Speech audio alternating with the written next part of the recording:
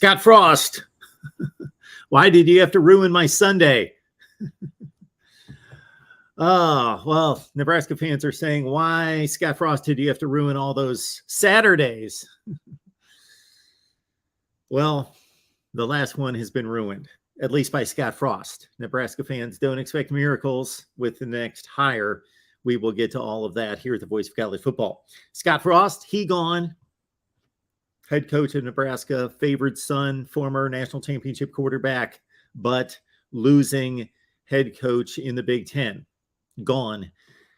After just 3 games, 1 win, 2 losses, 1 win over an FCS opponent, 2 losses against a middling, maybe bottom-tier Big Ten team, and another team here in Georgia Southern that has been a marginal at very best.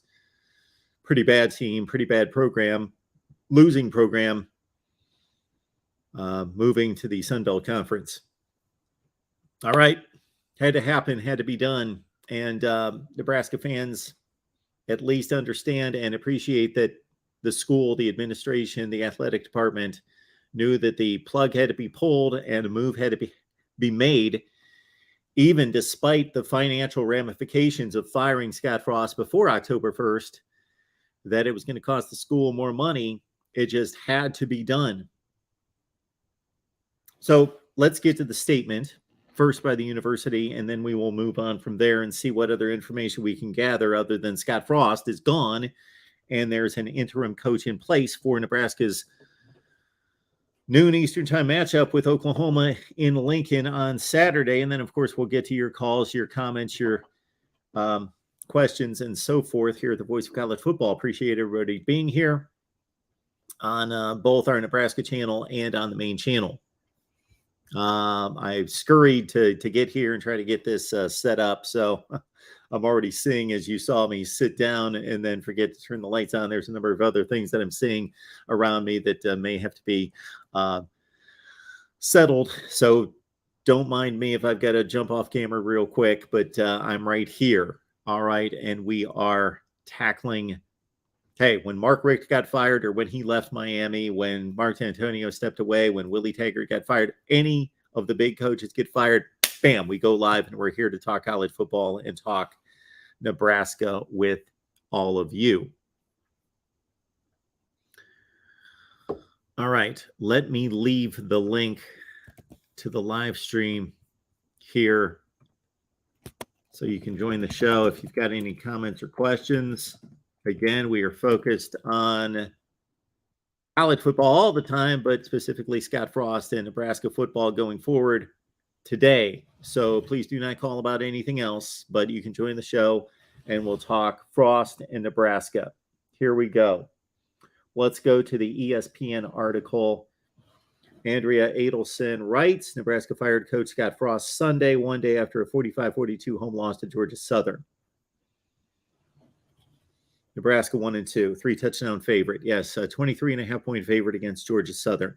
Even despite all the failings, Vegas still assessed Nebraska to be 3 touchdowns plus better than Georgia Southern, and they lose at home to Georgia Southern, who I believe was 3-9 last season. Same record as Nebraska, 3-9, 1-8 in the Big Ten.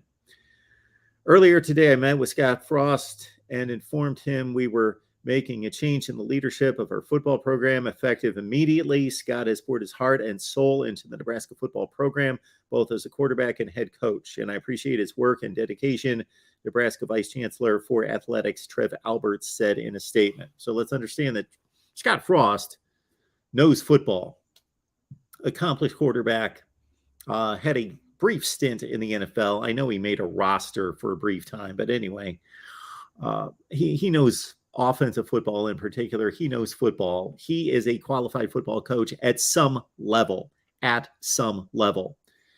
Tremendous success at UCF. Consider that program was 0-12 before he got there, and then 6 wins in a bowl game, and then 2 undefeated seasons, or at least the undefeated season before he moves on to Nebraska and sets it up for Josh Heupel. Accomplished offensive coordinator at Oregon. He can coach to some degree somewhere. Maybe the job's too big, the stage is too big, the conference is too big, the expectations and responsibilities too much for him there or at that level. Maybe Scott Frost can certainly handled, again, UCF.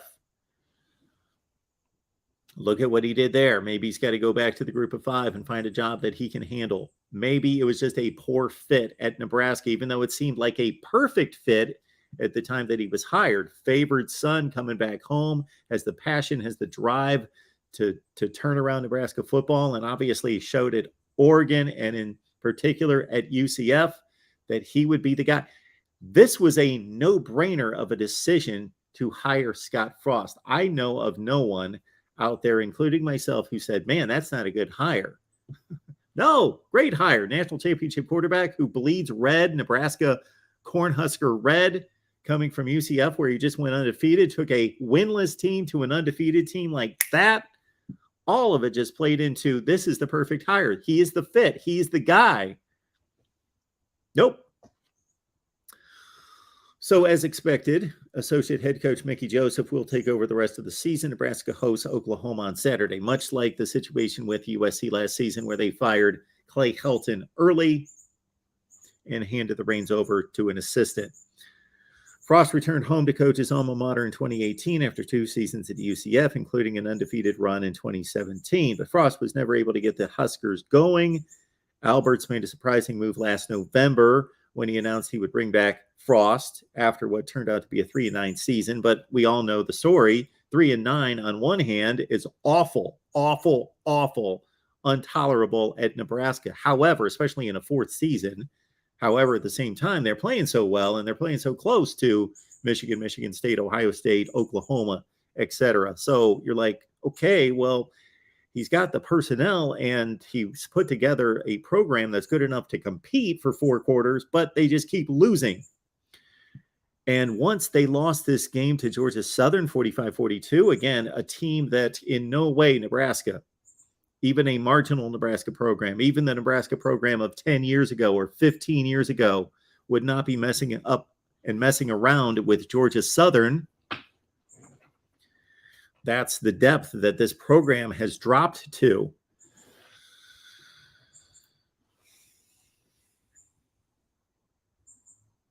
Frost fired 4 offensive assistants. This was back in the offseason. He was basically forced to, had his pay cut from $5 million to $4 million. We saw that in Ann Arbor last offseason, and agreed to have his buyout drop from $15 million to $7.5 million on October 1st. Think about that. Again, we addressed that off the top. The buyout, $15 million, $7.5 million after October 1st. This became so unbearable, untenable for Nebraska fans, for the administration, for the athletic department, for the football operation. This became so unbearable that even facing a $7.5 million difference in a couple weeks, the situation could just not go on any longer. I made the statement last night when asked about the situation. I said, don't be surprised if Nebraska cuts him loose before that, because money to this extent, if this was $50 million, yes, then the money would play into it. But Nebraska, $15 million versus $7.5 million, and letting an embarrassing situation, letting a situation that's going to just continue to persist to be a drag on the program, a drag on the coaches, the players, drag on recruiting for 2 or 3 more weeks. Yes, it's worth $7.5 million to make this move now. Good move by Nebraska. It probably shouldn't have come to this, but they made it. They probably might. They might have been influenced by the Michigan situation to say, look at what they did with Harbaugh. Well, Harbaugh succeeded at Michigan. Different. He piled up 9-4, 10-2 seasons prior to the bad 2020 season. Different situation.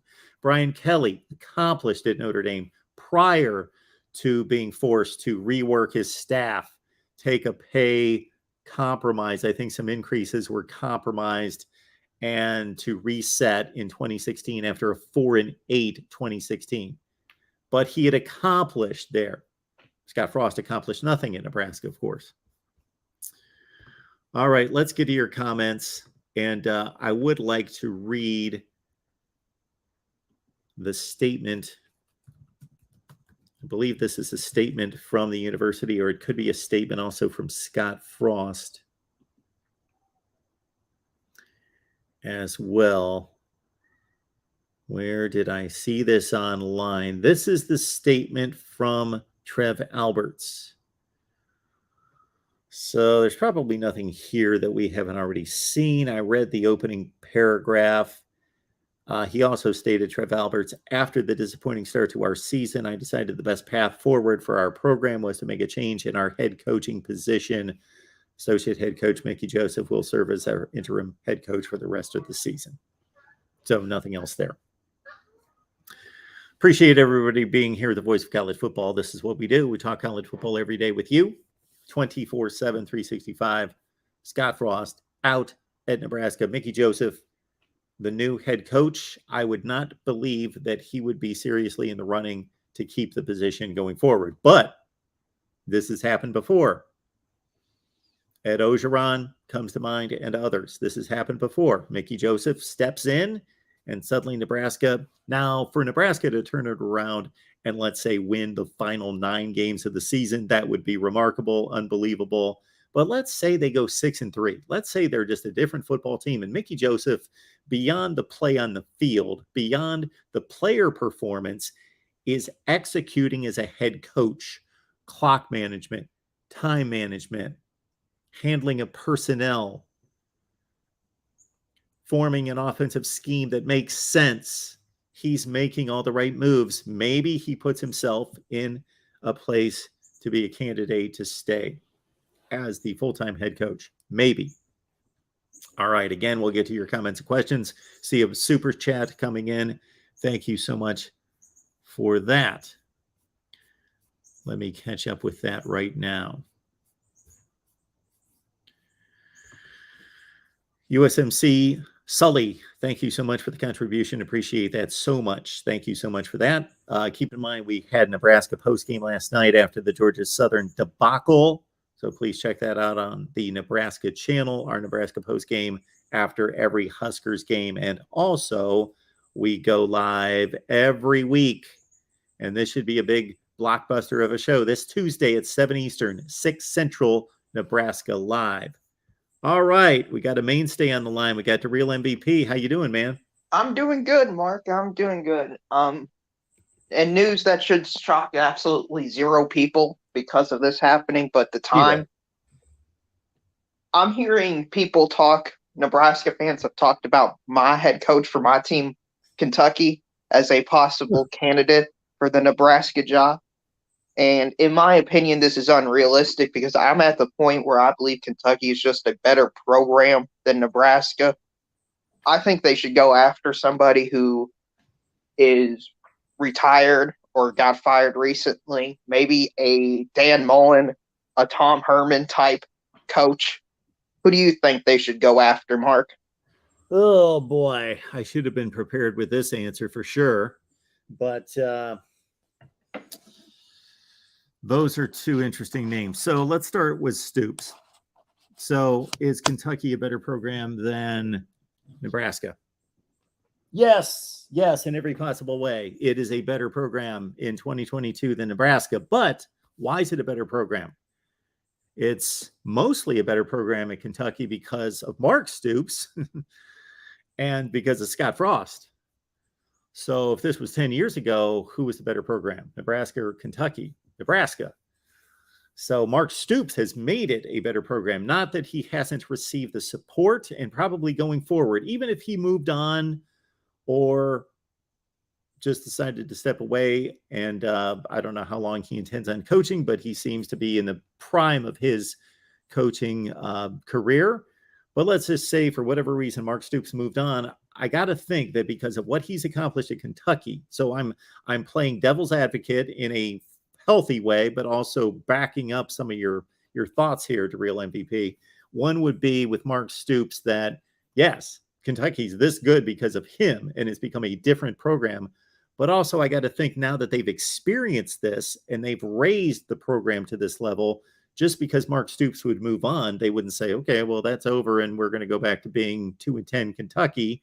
That they would say, no, we're different. We've arrived. We've become a top 15 to 25 program in the country, and we're going to continue that now. So I think a coach could have that kind of impact that lasts for decades and generations.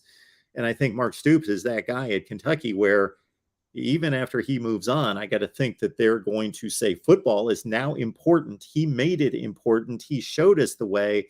And so in that way, you can argue that Kentucky, not just because of Mark Stoops, but will, moving forward, most likely be a better football program than Nebraska. And it's certainly closer to more talent than Nebraska is to be able to reel it in. Nebraska is in a tough situation from that standpoint. There is so much expectation there. There is so much history. There's so much success that's not Army success, 1942. It's 2000 success. It's 20 years ago. It's close enough for most people to have a connection to it. It's on, video that we can watch, but they're not that program anymore. They're nowhere close to that program. And I don't know that they have the ability, based on a lot of barriers and challenges, to become that program again.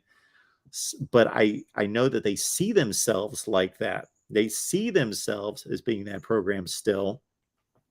Out of the names that you mentioned, yes, Mark Stoops would be so much far ahead of the other two, just because of everything he's accomplished. And he is just such a first-class coach, person, individual, leader. Oh my goodness, he would be phenomenal for them to get. But why in the world would he leave Kentucky to go there? No, I don't think they can get him. Okay, so we'll leave him out of the way. I might be wrong. Nebraska fans may take some offense to that being lowered beyond, below Kentucky, but he's just got a good thing going there. And they seem to have turned the corner to say, no, we're also a football school. We can do this. We can win. I like Tom Herman better than Dan Mullen. He's just, so I know he made some missteps at Texas. I know that he had supposedly, these aren't definites, but rubbed people the wrong way, made enemies, maybe didn't treat players the best way. Hopefully, if he's just a decent human being, he'll correct those things. But even if he's not, and a good businessman that understands what's good for his career, he'll correct some of those things, because when it comes to running a football operation and running a football team, I think Tom Herman's pretty damn good. And I thought he was going to succeed at Texas. And he sure, based on the comparison between Texas and Nebraska, got a lot less rope than Scott Frost. His last team won a bowl game by 5 touchdowns, finished 7-3, lost every game by a field goal, and he got shown the door.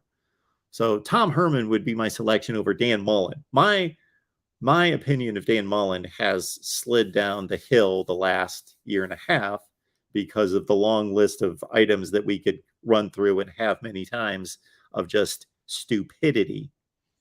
And I don't know if that's just not who he is. But Nebraska would be blessed to have any one of those three. I don't know that they're going to be able to get any one of those three. Well, if Nebraska's at the point where they're basically going from 14-1, they're not going from 6-1 in their conference, 7-1. They're 12, 13, or 14. So they're going to need patience. And I'm not sure if Nebraska is willing to give another coach 4 or 5 years.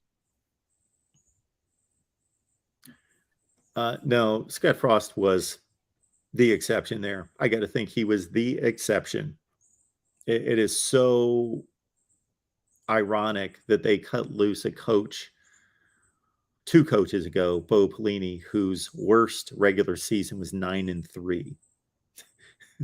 And he was not good enough. And I know there were, again, off the field things, not that he did anything wrong, like NCAA violations, but like Tom Herman just wasn't the best guy to get along with, but kept going 9-3, 8-4, 9-3. I don't think he won 9 games every year he was there, but he got fired.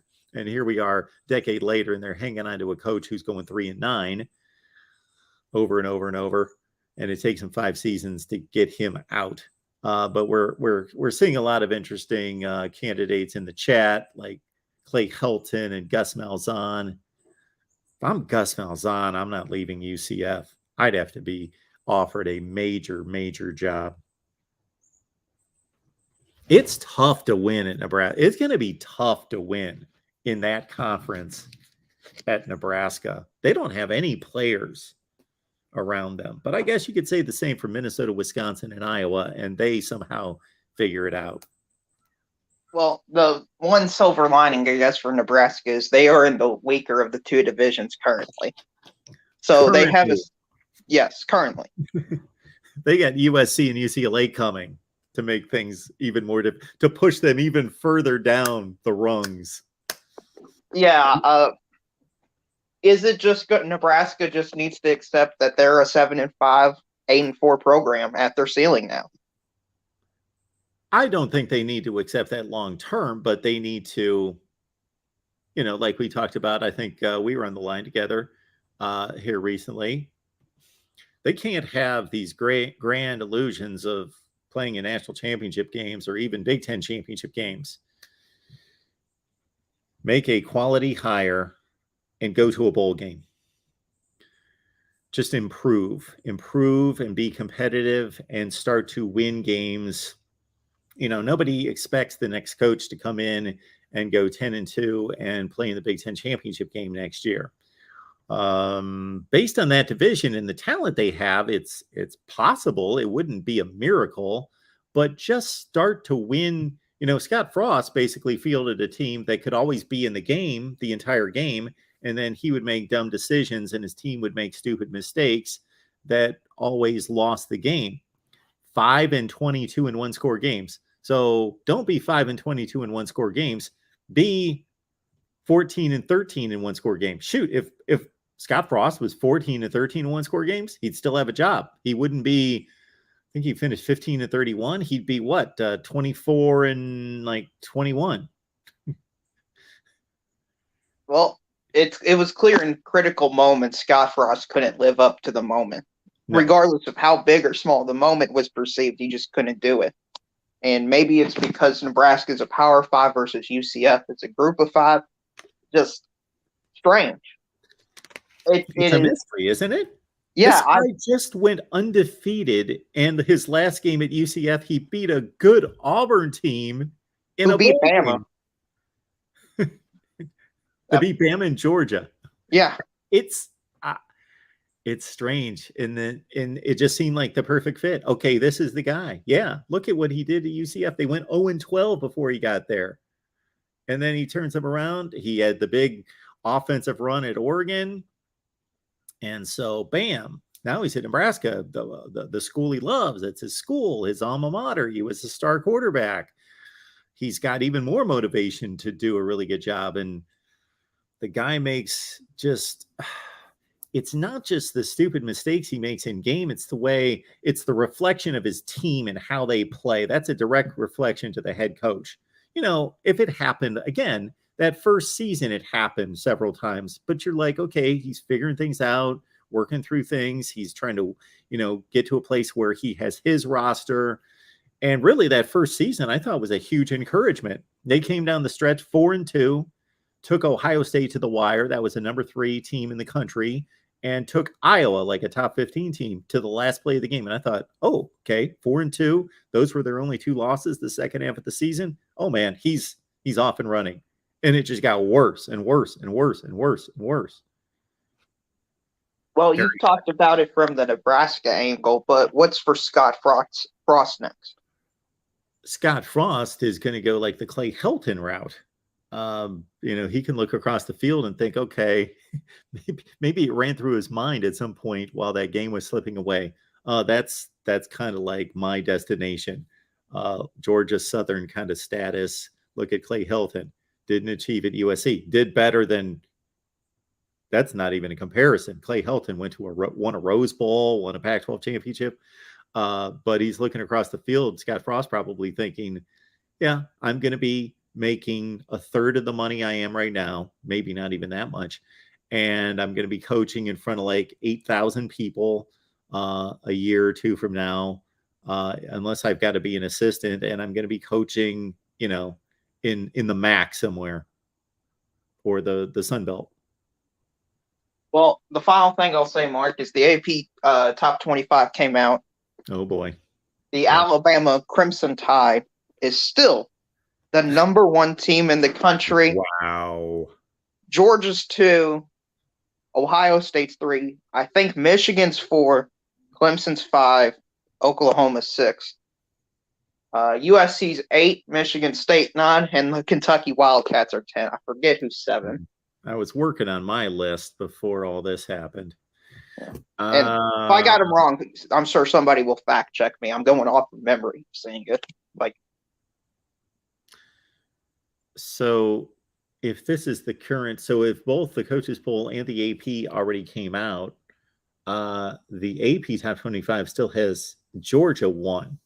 It moved Georgia to 1 and dropped Bama to 2. That's the coaches poll with Bama at 1. Well, I may have pulled up the wrong poll or whatnot, but the poll I saw had Bama 1, Georgia 2, Ohio State 3, Michigan 4, which would be an interesting playoff. Sure. were to happen. Oh, it'd be phenomenal. Yeah. I saw a screenshot of Bryce Young in the end zone with the ball still in his hand with his shin down in what should have been a safety. Saw that a few minutes ago. Did that cost Texas the game? Trying to think what happened right after that. They obviously still had to punt, and then I don't know what happened with Texas's next possession, but they would have gotten 2 points. So you can make the easy math, but that changes but they get the ball about where they got it anyway. So I got to say on the surface, yeah. Okay, so I got the rankings wrong. I combined the rankings. So Georgia's 1, Bama, Ohio State, Michigan, Clemson, Oklahoma, USC, Oklahoma State, Kentucky, Arkansas is the top 10, and most surprisingly, Texas A&M's 24. Yeah, what's going on there? Why isn't Appalachian State ranked ahead of Texas A&M? If you're going to rank Texas A&M, which they shouldn't be ranked, we both know that. Appalachian State just beat them at Texas A&M, and Appalachian State's loss was against I'm not saying Appalachian State should be ranked, but I'm saying if you rank Texas A&M, Texas A&M's 22 in the coaches poll. Yeah, that's just dumb. That's because they were ranked in the preseason. Yeah.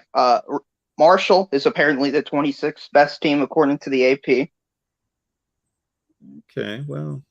So credit to them. Notre Dame, sure. Well, yeah, I think Notre Dame's not ranked at all. Why is Oregon still ranked? Yeah.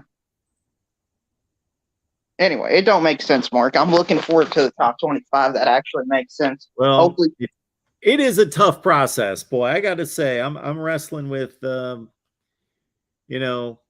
Georgia's off to an amazing start, of course. Nobody's surprised by that. And Arkansas has posted 2 really good wins. Your team obviously just posted a really significant win. So I'm wrestling with them. Yeah, I'm trying to do it right. So I would have BYU up there as well. BYU, yeah. And Oregon State. That might be the top 5. But as you understand, it can always be picked apart. Oh, yeah, absolutely. So take BYU. They beat Baylor. So my justification is going to be they just beat Baylor. I think we all believe right now Baylor's a really good football team. But what have they accomplished this year? Nothing. Baylor beat some FCS team by 1 million points. So there's always going to be whomever wants to pick it apart can always say, well, what about this and what about that? And nobody's proven anything. Well, we're in week 2. So I'm going to do the best I can. Look out for Duke. They beat Temple by 30. They beat Northwestern. Kansas State just beat Mizzou by 4 touchdowns. I think that slipped by a lot of people. 4 touchdowns. Well, Mark, I know I've probably taken up way too much of your time. Sorry about that. Hit the like and subscribe button. Nebraska, hopefully things will be greener on the other side. What you did, though, is diverted me from the Scott Frost talk. I started to get more interested in talking about everything else. So, well, I appreciate the call, man. All right, let's keep it rolling here at the Voice of College Football. We want to be focused on the Scott Frost news, even though I am intrigued by the polling and the rankings and what I'm working on right now. Let's pick it up with Chris. Chris is on the line from Colorado. Hey, Mark. Can you hear me? I can hear you. How you doing? Good. How are you? I am doing just fine. Well, I was just going to, we've already had this discussion, so I don't, again, like I said, I don't want to waste your time, but my question might be, I guess, just simply, I noticed they're going to promote Mickey Joseph to the job. Apparently he was the associate head coach, which is, he's already kind of, I guess, was next in line. Maybe that was kind of what they were thinking was, if anything didn't quite go maybe according to plan, that they could have somebody kind of that's familiar with the program step in and take over. And I remember from when he was the quarterback with Nebraska back in '88, I think it was. And, I thought he did a pretty good job back then as the quarterback. But I guess my question would be, I know there's been other players that actually had to, was it Turner Gill, I guess, that was the one that didn't actually get the job. What's the difference now between now and then that they have, that's kind of what I was trying to ask you before. How come now they actually promote within the program, and before now they actually had to look outside the program? Is there a change in the way they look at it? So you're talking about Nebraska promoting from within. Well, yeah, they it looks like they're going to promote the job to Mickey Joseph, who was the associate head coach. Is that correct? There's a difference. There's a difference between promoting for a permanent position versus we're midstream through a season. So that's the only option they have. They're not going to go outside the team. Currently, they want players to be comfortable with the coaches that they have, who understand what's in place right now and understand the team and the schemes and everything going on.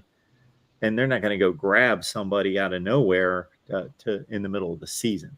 Right. Well, no, I wouldn't think that they would, but I guess that was kind of, I'm trying to kind of connect this to because the last time I called, I asked you the same question, but, I would think just in general, and I don't understand the process enough to understand what puts a person on the, head coaching position or whatever. But I noticed they had to kind of look out, like I said, they had to look outside the program, even though I know that Scott Frost obviously played quarterback for Michigan for Nebraska back in '97, and took them to a national championship.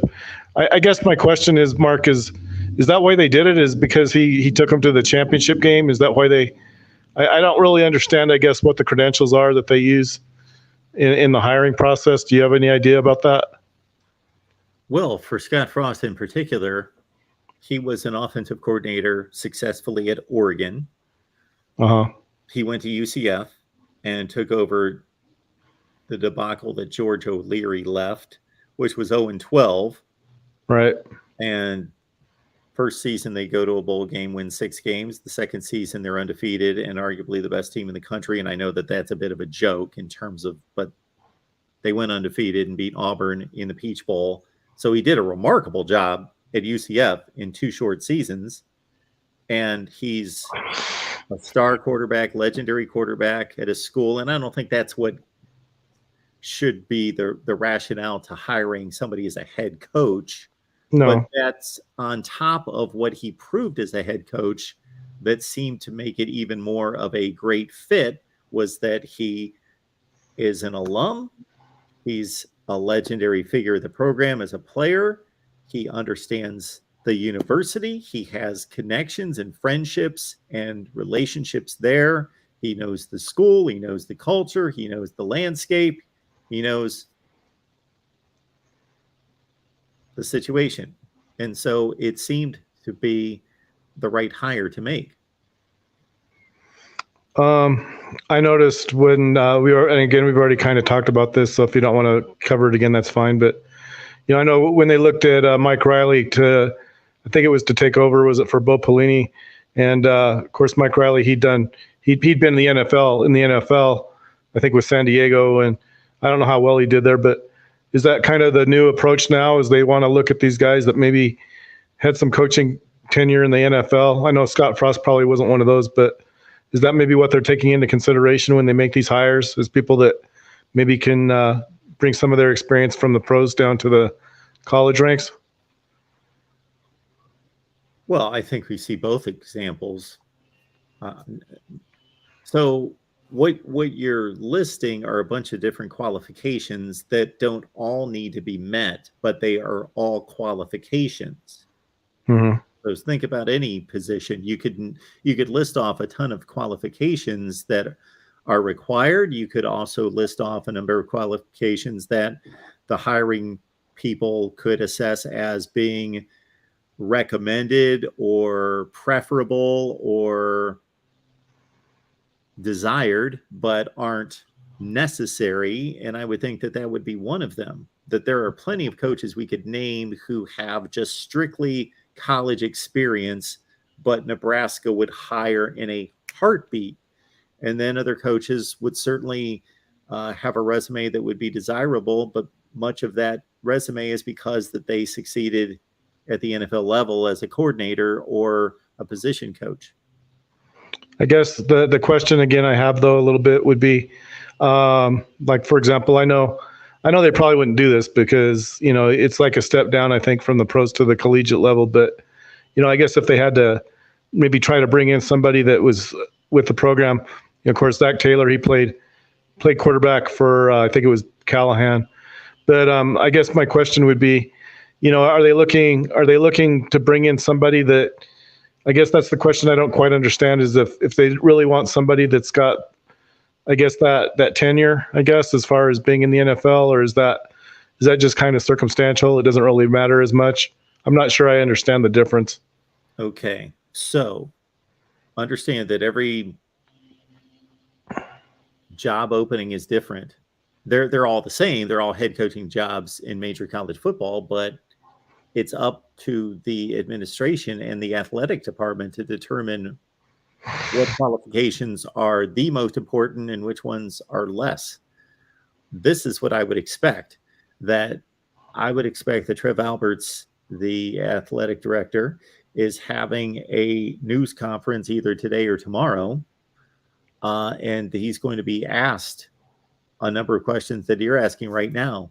Do ties to Nebraska matter? And I would expect that his answer would be either completely veiled and hidden, or if he's transparent at all, I'm guessing here that he would say that isn't a prerequisite.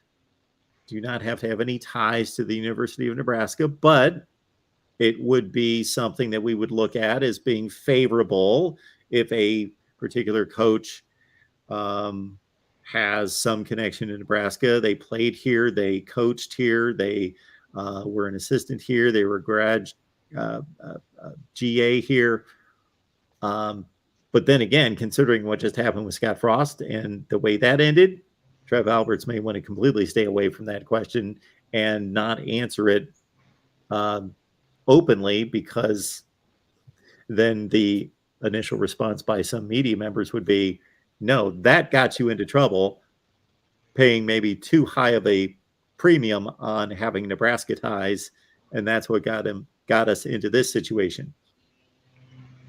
The other question I guess I might just have, I know, for example, I went to Colorado, but what they ended up doing, I think, was when they let Hawkins go, they had I think they had somebody kind of there that was able to kind of take, I can't remember exactly who it was, but it was somebody that was pretty much, I think, ready to kind of assume the role of interim head coach until they were able to, I guess, hire a new guy. But, Colorado, they've had some trouble, I guess, bringing in, the top people, I guess, to the job. And I guess my question would be, is it maybe just because, I think when Nebraska went to the Big Ten, I think they went there with the idea that they would do as well as they did in the Big 12. And I think it's been harder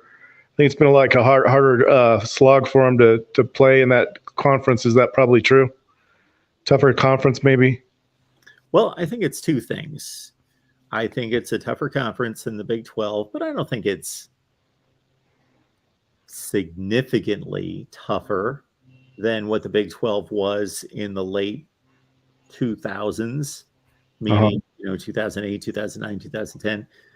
What I think it's done is it has hurt Nebraska's recruiting base. I think their recruiting base, and ever since they got pulled away and left, I shouldn't say they got pulled away, they made a decision to leave the Big 12. Ever since they left, they've been trying to figure out where their anchor is from a recruiting standpoint.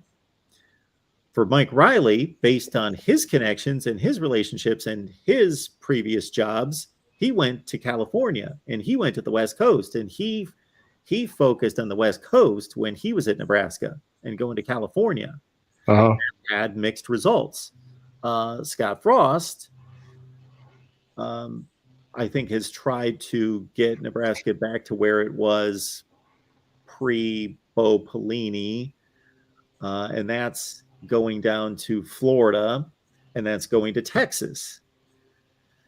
Well, they're not able to do that as successfully because they're not playing Texas and Oklahoma State and all those schools anymore. And student athletes aren't as apt to want to, even if they're going to leave their immediate area, they generally want to know that their family is going to be able to see the games, that people that they know are going to be able to see the games, that they're going to be visiting, that they're going to be, let's say a particular player is from Texas and he decides to go play. Let's say he's not a top line player, but he's a solid 3-star and he decides to go play at Iowa State.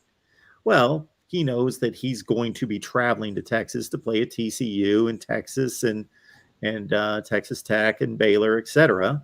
And so, we see that as being a factor in recruiting, whereas suddenly Nebraska is detached from that region and they're more toward the upper Northwest or the upper Midwest and Great Lakes region and Midwest than being a Southwest team. So is what you're saying then that they really can't, I guess if I understood what you just told me, because of their location, they really can't bring in too many players that are in the conference like the Southwest, that Texas and Oklahoma. They're not able to bring in players that maybe if they were still in the Big 12, maybe would commit to them. Is that kind of what you're telling me? Yeah, not at the caliber that they were accustomed to bringing in. There are still tons of players in Texas that would love to go play at Nebraska because it's a major school. Right. But instead of Nebraska being able to pull, top 50 players out of the state of Texas and having recruiting battles with Oklahoma and Texas A&M, they're having recruiting battles with Texas San Antonio, TCU, and others, Kansas State maybe, for top 200 players in the state of Texas. And it's the same thing in Florida. Nebraska gets players out of Florida, but if you see where they're ranked in the state of Florida, they're not the kind of caliber players that are going to go to Ohio State or Alabama or Georgia or anywhere like that. If you don't mind, if I could just ask one more question. Sure. I kind of think what might be happening, and I'm just guessing on this, Mark. So if I get it wrong, you just consider the source, I guess. But what I'm thinking might be happening is, I think with all these different transfer rules that are, I guess, don't really weigh that heavily in terms of, it seems like, what used to be, maybe it was a better deal for the player to go to a established program like Nebraska or Oklahoma or, Texas or wherever. But it seems like now there's really not as big of an advantage to be in that sort of a location that you could almost just stay maybe where you're from or commit to whichever school that you think is the best fit for you. And you don't necessarily have to go to a school that maybe isn't one that maybe you would necessarily choose to go to if you had another choice. Is it maybe that's just easier maybe for some of these players to stay maybe where they're at, or does that have anything to do with it maybe, or no? I don't know exactly that I understand where you're going, except for the last statement you made was about players staying close to home. I don't have any statistics to back this up, but I think that we've become a smaller country because transportation is so easy and social media connects everyone, that I have to think that players are less likely to stay home. That we've seen, if we compared recruiting classes today to recruiting classes in 1990, that we would see more players leave their areas and go elsewhere. Not that it's still not a large attraction for players to stay close to home, because they either loved those teams or love that area, want to stay close to family, stay close to home, and they're just comfortable with the culture and the environment and being close to home. But I think that that's lessening. And again, I don't have any analytics or statistics in front of me to prove that, but I think it would be easy to prove. You could just go through the players and see how far that they're leaving to go to school. But I think that's pretty confirmed that players are more likely to leave their areas today than they were 30 years ago.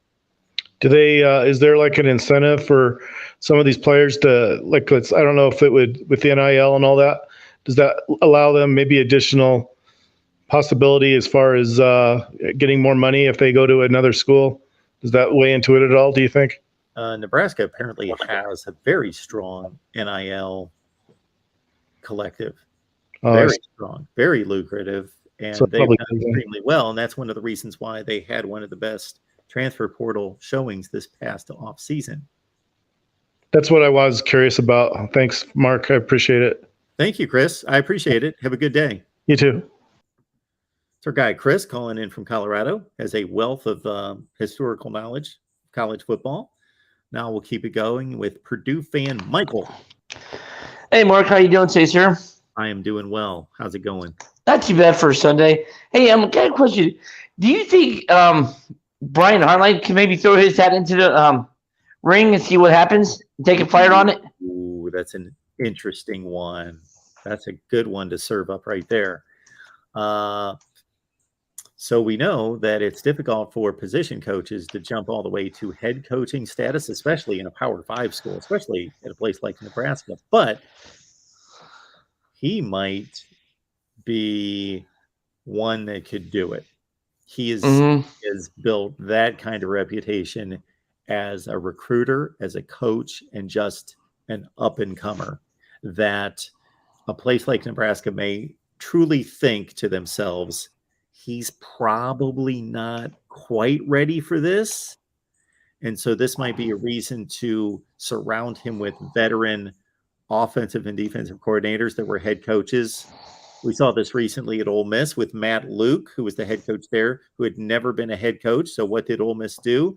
They hired Mike McIntyre as defensive coordinator, former Colorado, San Jose State head coach, as the defensive coordinator. They hired Rich Rodriguez, West Virginia, Michigan head coach, to be the offensive coordinator, to surround a new head coach with guys that had been through the wars and knew the deal. Mm-hmm. And Nebraska can look at a situation like that and say, we have a chance to get a guy that is an up-and-comer, and even if he's not quite ready for this, we don't want to let him go. And if we can get him in the door and make him the next head coach and surround him with a veteran staff, that might be the way to go. I think that's an interesting take. Yeah. I don't know why people are so enamored with Urban Meyer when he's going to probably just be there for a year, come up with some excuse, and just leave again. Another coach I was thinking of. Oh, why you don't understand why people are enamored with Urban Meyer? No, I mean, I can see the point, but best winning percentage of all time. But I get that. But let's just say he's only going to be there for a year, come up with some kind of excuse, and leave. Was he at Ohio State for a year? No, he wasn't. Was he at Florida for a year? No, he wasn't. Okay. But I'm just going what happened towards the end and stuff like that. Anyway, another coach I see who can maybe take the leap, though, even though he's got a pretty good spot right now, is Dave Aranda. Yeah? But why would Dave Aranda leave Baylor to go to Nebraska? Sure, but, I mean, at least maybe consider it. Just because I mentioned it doesn't necessarily mean he's going to take the job, though. Or maybe like a Matt Campbell there at Iowa State, but who knows what's going to happen. But no, my thing is I think Brian Hartline would probably be a good fit there. I don't know who's necessarily a good fit, but I think that's an intriguing candidate that you bring up. And if I'm Nebraska, I would seriously consider hiring Brian Hartline and having the strategy that I just outlined. Mm-hmm. Which is very good. Which would be a very good point and stuff like that. All right, sure. Just wanted to throw my 3 pennies into the conversation stuff. Take care and enjoy. Have a great rest of the stream. Thank you, Michael. All right, we'll keep it moving here at the Voice of College Football. We dropped the link in the live chat a few times here, so hopefully you can find it. I will drop it here once again. You can join the show by just grabbing the link. You can either choose to put yourself on video or not. We respect either option. Certainly, there's reasons that we have transferred from a traditional call-in system to this method for a number of reasons that don't need to be outlined right now. We got Christian on the line. Mark, what's going on? Can you hear me? Christian, how are you? Is this the Christian of the Voice of College Football Nebraska channel host? It is. Phenomenal. I How was figured. your show last night? Say that one more time, sir. How was your show last night? It was, it was pretty rough. I had, a lifelong Nebraska super fan, Chris, on with us, and we got a chance to kind of break the game down and, talk with the Husker faithful. And it was a good show, but it was rough, because of the outcome, obviously. And then today as well with Scott Frost being fired. I really, after thinking about this, I need to start betting on college football again, because I feel like I called this a couple weeks back after the loss to Northwestern when we were talking about it. Well, I don't know that you called it. We'd have to rewind the tape. I know that you warned people of thinking that this would be an easy win and said that Georgia Southern, in your opinion, from what I remember you stating, had just as much talent as Nebraska. That's what I remember you saying. Yes, sir. That does sound right. Yeah, like I said, I don't know what direction the program's going to go with the next coach. I know they hired Mickey Joseph. Well, they didn't hire him, but they're appointing him the interim coach. Yep. I think the expectations for the rest of the season and the problems that if you've watched this program, the problems, it's going to take a while to get fixed. I mean, it's tackling on defense, physicality. I think it's schemes. It's getting. It's not for lack of talent, on the defensive side of the ball. It's just getting the right guys that fit whatever scheme that they want to be able to run in there and getting them, in that position. One of the things we talked about last night on the show as well, and I feel like this is kind of, especially over the last couple of years, really affected Nebraska's ability, year in and year out, is, rotating guys, being able to rotate guys in and out on both sides of the ball. And when you're sort of on the hot seat, like Scott Frost has been over the last few years, you sometimes don't get that luxury of, pulling guys and putting your second and third string guys in there in meaningful snaps and letting them kind of, get a chance to get some experience. Oh, it's a good point. It's a good point. Did you offer that up last night and get any kind of response?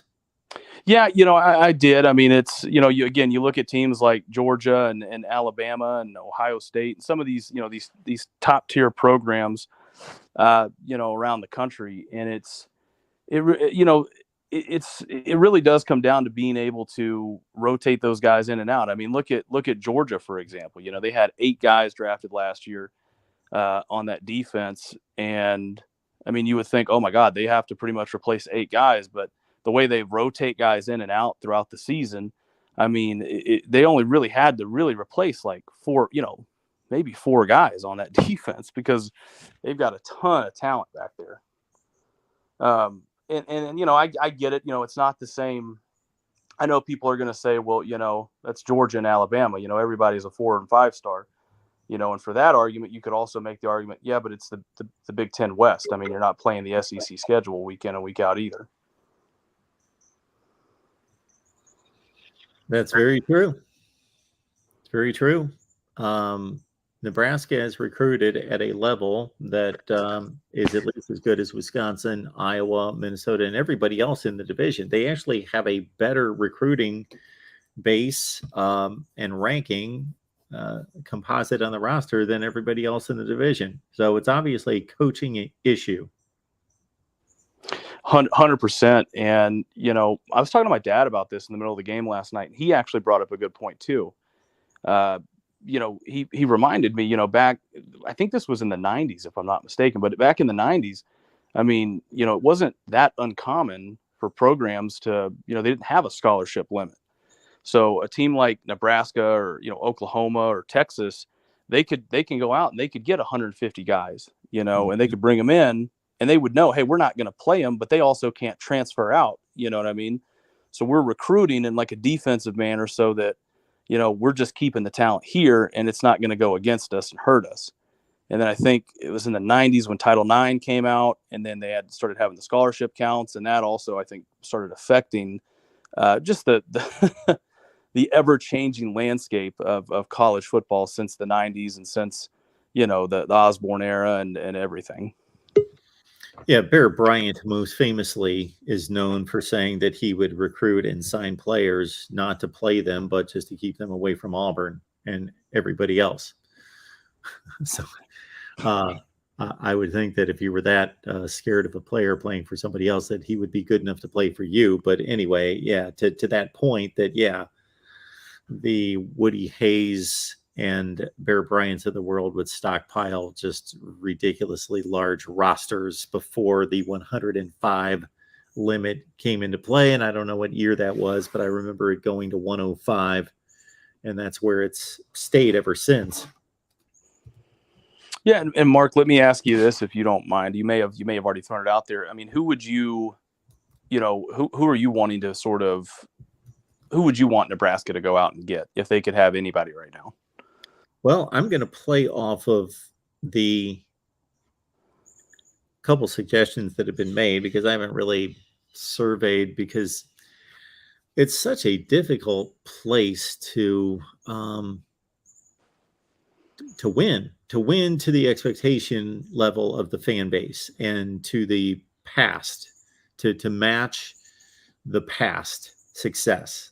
The past success is just so ridiculous and so high, and it's so difficult based on where they're located and the way college football works today to hit those expectations. And I don't know that the very best college football coaches would look at Nebraska anymore. So you are looking at hiring either, the up and coming coordinators, or you're looking to hire a group of 5 guy that's succeeded at that level.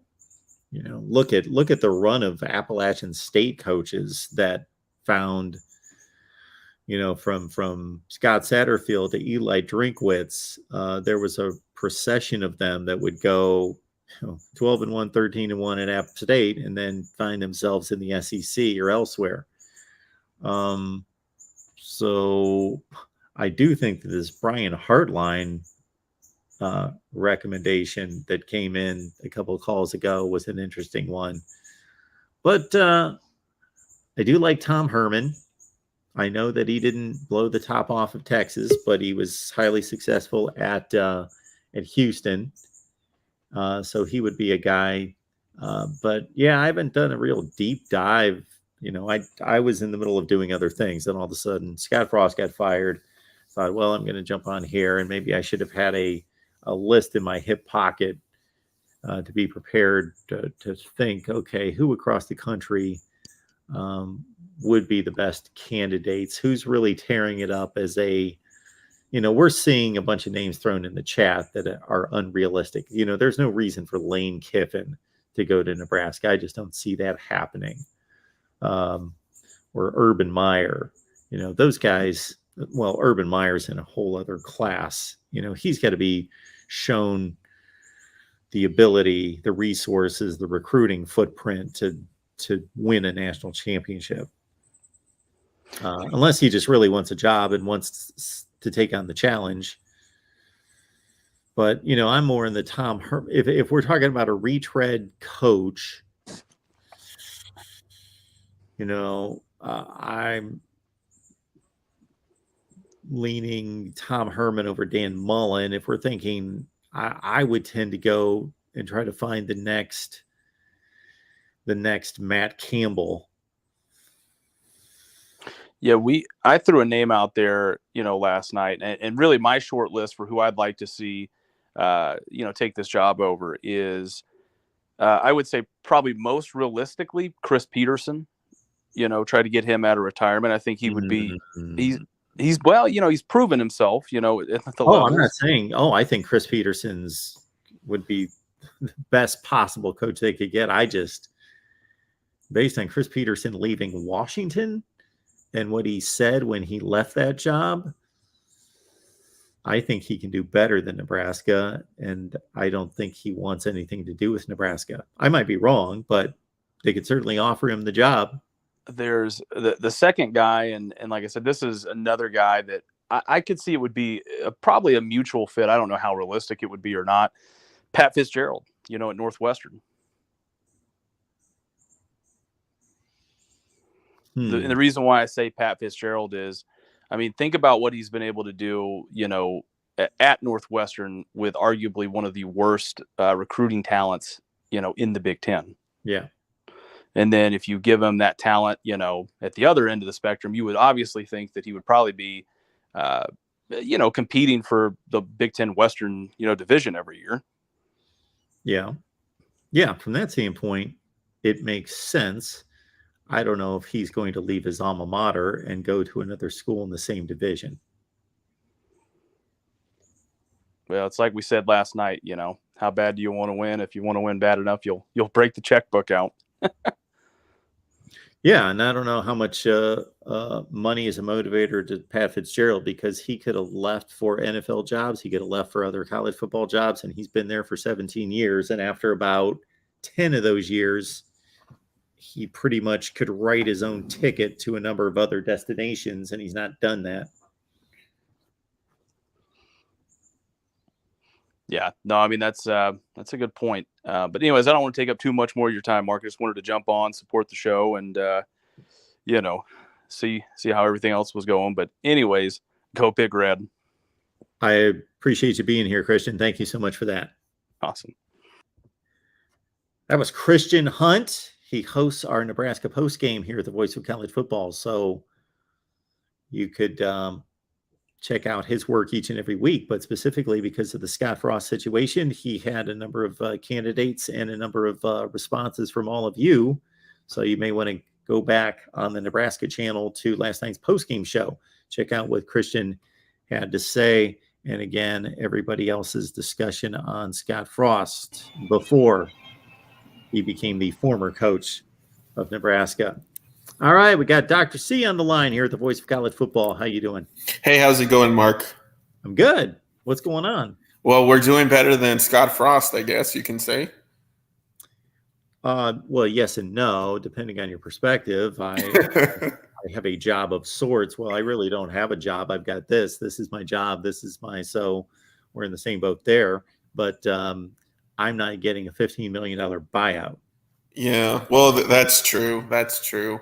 So I was just going to mention some names out there and see what you thought. So Yep. I think Urban Meyer, that's number one on the wish list. Yep. I think he's the kind of guy that has the name, that being a recruiting monster that can make that happen. I'm hearing people mention Gary Patterson. Yep. I'm hearing Hugh Freeze. Yep. I'm hearing Bill O'Brien. Yep. And I'm hearing Matt Campbell. Who do you go after? Okay. Urban Meyer's in a completely different class than all of those gentlemen because he's accomplished so much more than all of them. His baggage is off the field. His baggage is how disciplined is he going to be off the field? How disciplined is he going to be? How long is he going to stick around? Mm-hmm. Is he looking to show, I can take Nebraska from the bottom and go 9-3, 10-2, go to a Big Ten championship game and go to fill in the blank because I don't want to. Nebraska is not the destination. Ohio State was his destination and Notre Dame his destination, and he accomplished that and he kind of blew it. So, yeah, I would be leery of hiring Urban Meyer, but he's way overqualified for the job. So, yeah. Gary Patterson has always been one of my favorite coaches. I've always thought that he was one of the best coaches in college football. However, something slowed his roll, took the steam out of his work at TCU the last 4 or 5 years he was there. From about 2017 on, they went to the Big 12 championship game in 17, 18, 19, 20, 21. They were not good, and they just didn't play with the same passion, the same fire. We're not the same team, not the same recruiting results. So I don't know if he's kind of resigned himself to, you know what? I drove myself hard for 25 years. I'm done with that. I like being an assistant in Texas, having a nice paycheck and not having to worry with running a football program. So I don't know. Where else did you go besides those two? Yeah. And then what do you think? Who was your next guy? Bill O'Brien. Bill I mean, O'Brien. Penn State experience, disciplinarian, no excuses. Well, yeah. If you take what Bill O'Brien accomplished at Penn State and you liken it in some aspects, of course, it's completely different in some aspects, but there can be some parallels there. I was more than impressed with what Bill O'Brien did at Penn State. My goodness. I thought that place was going to be a stigma, that everybody was going to completely, hands off. Anybody above a 3-star recruit wouldn't even touch Penn State for a few years. So he did a great job there. And contrary to popular belief, he actually did a good job with the Houston Texans for most of his stay there. That's a pretty good hire. Yeah, and then your guy, I know your favorite guy, Dan Campbell. I mean, Matt Campbell, Dan Campbell. Hey, I like Dan Campbell too. Dan Campbell. Yeah. Matt. Coach in the Super Bowl. Matt Campbell. Why do you say that Matt Campbell's my favorite guy? Well, I think I forget what team was available, and I called one time and I said, who would you hire? I think for USC, and I think you said you would try to get Matt Campbell. Yeah, if Nebraska was able to get Matt Campbell, again, they should. If they were able to get anyone you just named, I would. The Urban Meyer thing is so difficult to rank against the other people, because if he's right, he blows away the field. Mm-hmm. I would be so intriguing to see what he could do at Nebraska, because he wouldn't have the same advantages that he had at Florida and Ohio State to recruit. He would have a bigger challenge there. He also has some black marks on him since that may be difficult to overcome for some recruits, for some families. And he's just so far beyond those other guys in terms of what he's accomplished and how good he's been at his best. But Matt Campbell, shoot, if I'm running Nebraska, if I'm Trev Alberts and Matt Campbell wants to come coach Nebraska right now, we're done. Sign this 8-year contract. Let's go.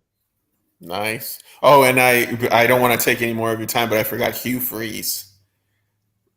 I don't know why people are so high on Hugh Freeze.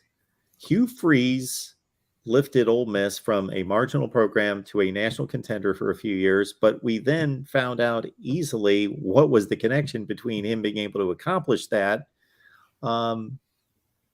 He's obviously a good head coach to a certain extent, because he did, although he cheated, he pulled off what he pulled off at Ole Miss, and then he goes to Liberty and they become respectable. He raises them to be able to compete with some Power 5 teams and be really good at that level. That seems to have tailed off, though. That doesn't seem to be as prominent. We don't see Liberty being talked about and playing at the level that they were a couple of years ago, and Malik Willis might have something to do with that. So he got himself a top-level quarterback, too. So I'm not as high on Hugh Freeze as some people are. Nice. So do you think that they'll just put an intern person, or are they going to try to announce something here soon?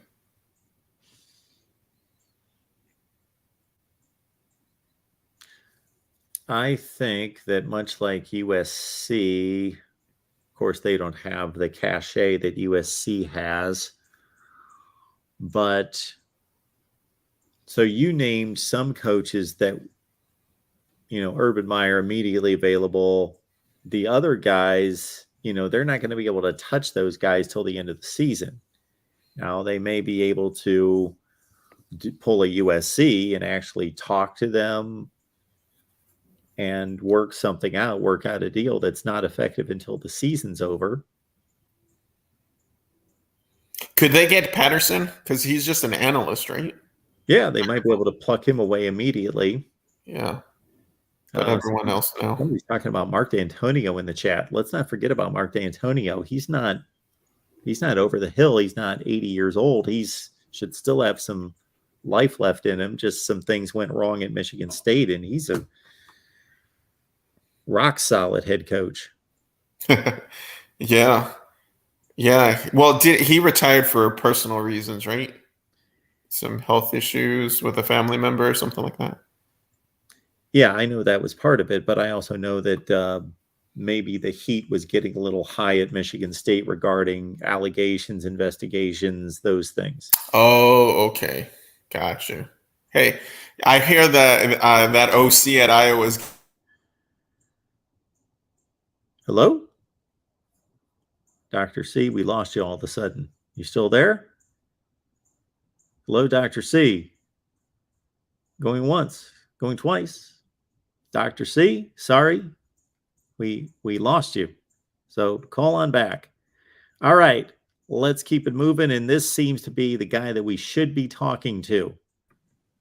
Cornhusker Corner. I'm the guy that we should be talking to. How you doing? I'm doing well. How are you doing, Mark? I'm good. You don't have a head coach, but that might be a good thing.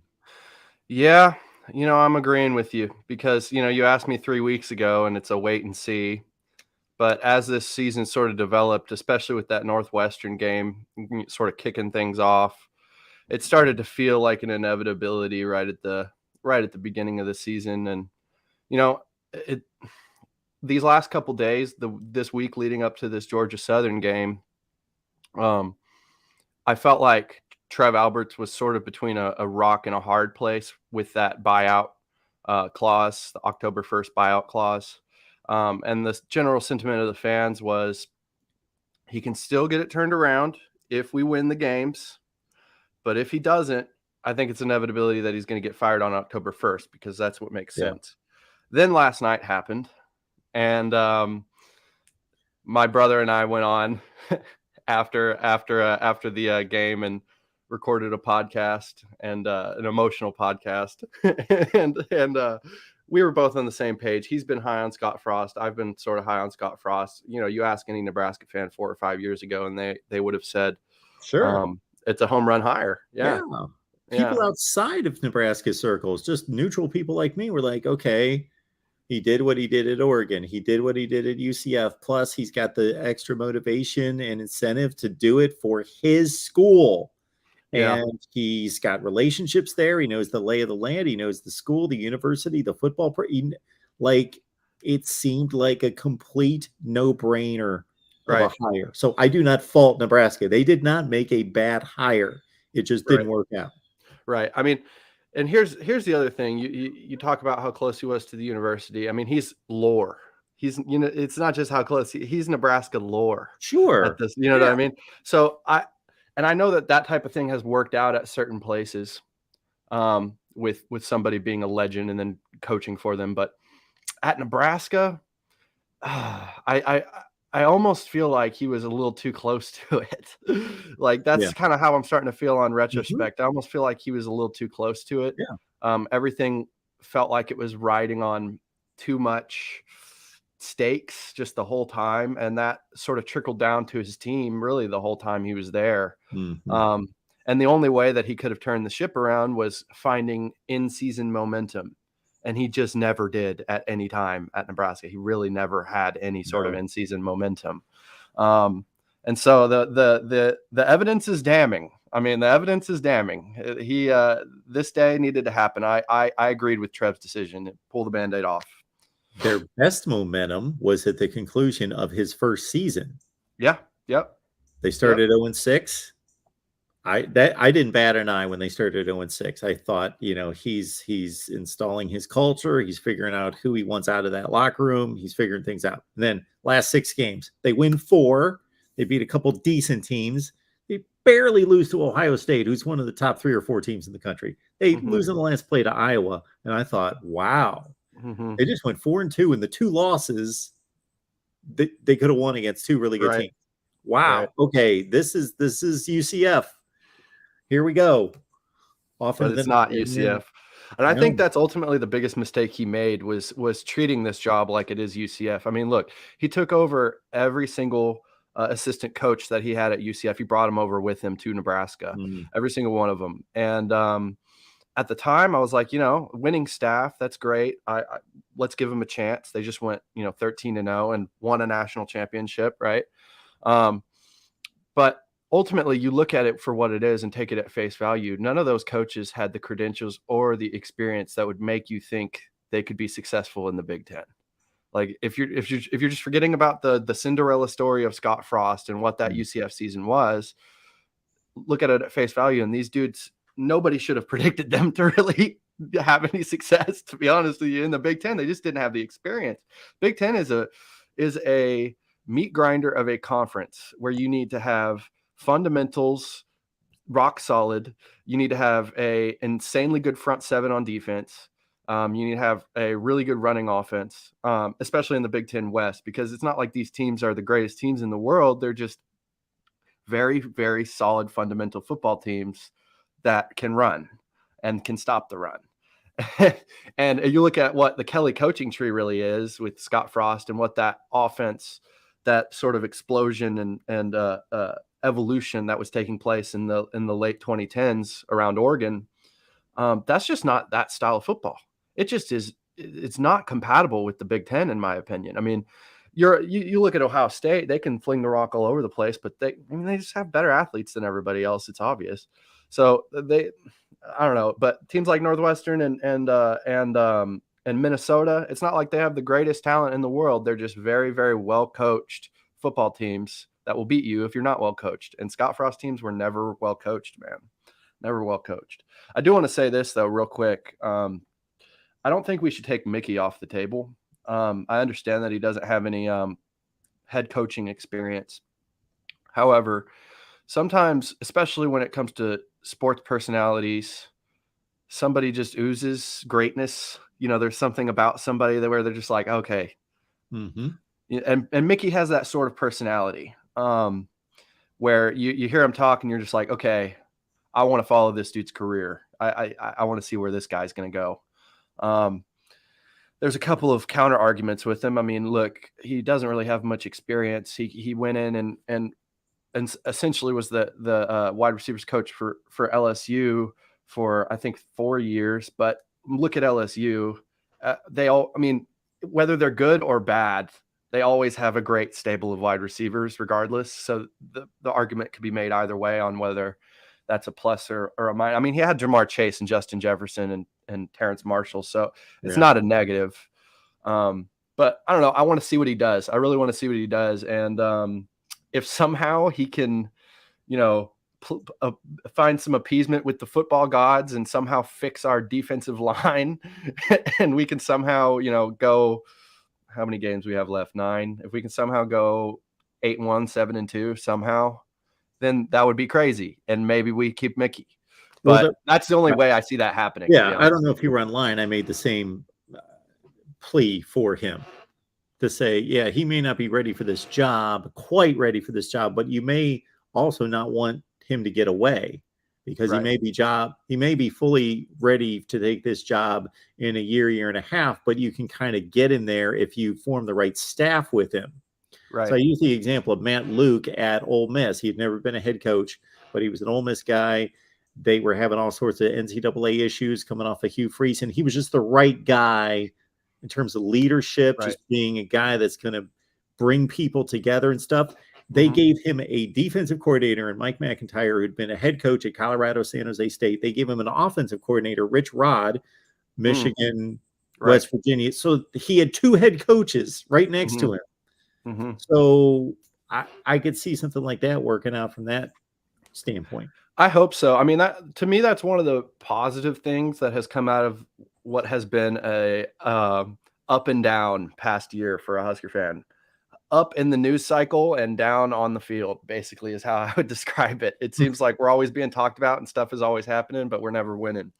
But anyway, over this past year, one of the positives you can take is we have gotten some Nebraska guys back to Nebraska that have really made quite a resume for themselves other places in the country. Where you look at a guy like Bill Bush, or you look at a guy like Mickey Joseph, and you're like, why weren't they here when Scott first got here, first of all? But second of all, I agree with you. We need to keep those dudes around. They're Nebraska guys, and they have really, really good credentials. They're great recruiters.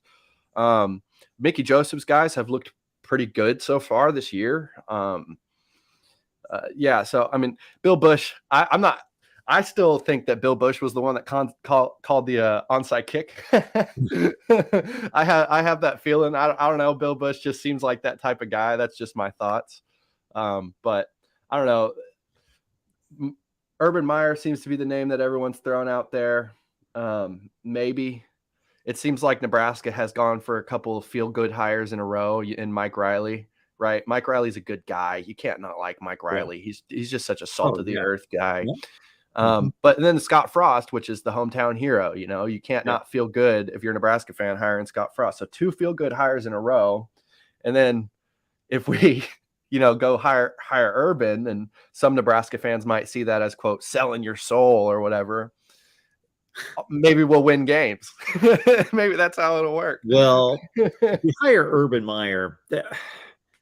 Again, every time he gets brought up with a collection of other coaches, I'm like, oh, you got to separate him from the other guys, because he is a boom bust hire, but he's never been a bust before, but he has gone off the rails a little bit since he coached at Ohio State. A little bit. And, he hasn't done anything that's that awful, no. But anyway, I'm not going to speak to his personal life. Right. But anyway. One of the things that concerns me. I shouldn't say it wasn't awful. I mean, from a football standpoint. From a football standpoint. But man, yeah, it's just crazy levels. We have won one game in the last 8 games, Mark, and it was against an FCS opponent. We are 1-7 in the last 8 games. It's I would be fascinated if he took this job to see. I would too. I mean, look, he's a competitive guy. That's ultimately what all these coaches are. Is they're competitive. They're competitors first and foremost. Urban Meyer doesn't like people dragging his name through the mud, which is basically what's been happening for the past year. He's going to look. Mark my words, whether it's at Nebraska or whether it's somewhere else, Urban Meyer will coach again. And he's going to look for a place that can rebuild his reputation, because he doesn't want to leave the last memory of Urban Meyer be, the video that came out, and then the stuff that was going on in the Jacksonville locker room, which by the way, I heard that, I've just heard people talk about that was one of the worst football environments they had ever been in down there. So that's just stuff to consider. Yeah. The only thing that I think he would cause him not to take the job would be that he doesn't assess Nebraska as being a school. Let's face it, there's an expectation that he's going to win a national championship if he takes a job, that he can get it done there. Right. Not because he won't be given money, facilities, resources, packed house every day, every game, but he's separated from recruiting. I understand. I mean, look, Nebraska is I think I heard this last night. Nebraska is the Power 5 program that is the furthest away from like if you draw a 500-mile radius around Nebraska, they have the least amount of 4 and 5 stars in that 500-mile radius of any Power 5 program, because of where they are located. Even in Minneapolis and Madison, Wisconsin, because I got to think their 500-mile radius goes up into Canada. This is via Sean Callahan last night post game, so that's just something I heard. But I do want to say this: in this new era, the way things move with the transfer portal, with NIL, with all this stuff, I still think location plays a big factor. I mean, look, if your school is located in Florida or in Georgia or in California, you basically just, throw a net around your general area, and you got some 4 and 5 stars on your team, most likely 4 stars at least. Well, but like I said, with this new NIL era, I think recruiting is more dependent on 2 major things: prior success and your coach, his Rolodex. You know what I mean? Like, so if like, for instance, if Nebraska is 10-2 last year and they have Urban Meyer as their coach, I don't think he has any problem recruiting to Nebraska. To be honest, I think he gets pretty much whoever he wants because he's Urban Meyer and they just went 10-2. That's just theoretically. But in this situation, with this modern era, how fast things move with social media, the perception of powers and programs and all that stuff, you get left in the dust quick. And Nebraska's had 5 losing seasons. Yeah. The reason people are suggesting Urban Meyer is because it feels like Urban Meyer is one of the only for sure definite we're going to win sort of hires. Well, there's only a few of those guys. Well, yeah, no doubt about it. Shoot, I don't even know. For as great as Dabo Sweeney is, think of this. He's only done it at Clemson. For as great as he is, and he's an all-time great, right? He's only proven that was the right fit. Urban Meyer and Nick Saban have gone multiple places, and they step on campus, and boom, it gets corrected. So, yep, it would be fascinating. The one thing that he could sell, that is kind of a counterpoint to the point that you just made, and I get it. Nebraska's off of any major recruits' mind. They're not considered among the top 100, 200 players in the country. But obviously he shows up and then he flashes national championship rings, and he also flashes NFL development. Mm-hmm. Ohio State, NFL factory. Florida, NFL factory. When I was there, I'll make Nebraska an NFL factory. We'll get you to the NFL. And I had nothing to do with all this losing. Right. That's not me. I win 91% of my games. Right. Well, I tell you what, on that point, I mean, and as much as it breaks my heart to say this, but again, 5 losing seasons in a row, we're on our 5th. Let's give them a chance. but 4 and then maybe 5 losing seasons in a row. This place, if he doesn't come in and win, even someone like Urban Meyer, if he doesn't come in and win immediately, this place could weigh you down very quickly. Mm-hmm. Meaning those pitches that you're able to give that first year to those recruits, if you go 5-7, you're not going to be able to give that pitch to the recruits the next year. It's not going to have as much weight. And so no matter who it is, Nebraska's got to start winning. So ultimately, and I'll leave you with this, Mark, because I've enjoyed this, but I kind of got to go and stop thinking about Nebraska. Ultimately, Nebraska just needs a person who can coach and who can handle the pressure of this place, no matter who that is, whether it's a big name, whether it's a small name, doesn't matter. We just need a guy who can coach, meaning organize, and a guy who can take the pressure of this place. Because like I've said, we're in the Big Ten West. We already, even with the records, still pretty consistently out-recruit the people in our division. Divisions might be going away, but that's besides the point. And we can win some games in this conference, and we can carve out our chunk and be an 8 to 10 win team every season, just like Minnesota or just like one of those teams. And we can expect that. Maybe not win the West, but, be contending in November. That's all Nebraska fans expect. Let's just be in the conversation in the last 3 or 4 games of the year, So final 2 points, Brooks, real quick, because I know you got to go, and I appreciate the great insight into Nebraska football. One would be, one positive is that the NIL collective apparently is extremely strong in Nebraska, that they've done the right things, and that equaled a great haul in the transfer portal, number one. Number two, that despite all the obstacles that we just outlined about recruiting, what you just said is true. Based on just recruiting rankings, it's a better roster than Wisconsin, Minnesota, Purdue, Iowa, all the competitors. Mm-hmm. Yeah, no, the only ones who out-recruit us, really are all in the East. I mean, they're going to go with divisions, like I said, and we'll see how that ends up working. Yeah. Actually, I mean, I'll leave you with this question real quick. Do you think they still go away with divisions with the 12th team? I don't know how has that shaken up any of those perceptions. I posted a video with I did a few different variations. Just USC and UCLA, you're going to 16, and I put together an 8-8. I did an 8-8, and then I did a pot, a 4-4-4-4 that, and both of them worked out extremely well. There was nothing awkward to it. They were very much like, Right. oh, those rivals are together, those rivals together. And then, we may see some combination of, I don't know, Notre Dame, Oregon, or Oregon, Washington, or Yeah. Oregon, Stanford, or something. It'll be fun. It'll be fun. I tell you Yeah. what, yesterday, especially that Texas-Alabama game, gave us, I feel like, a little glimpse into the future. Mhm. It was a fun Saturday until Nebraska.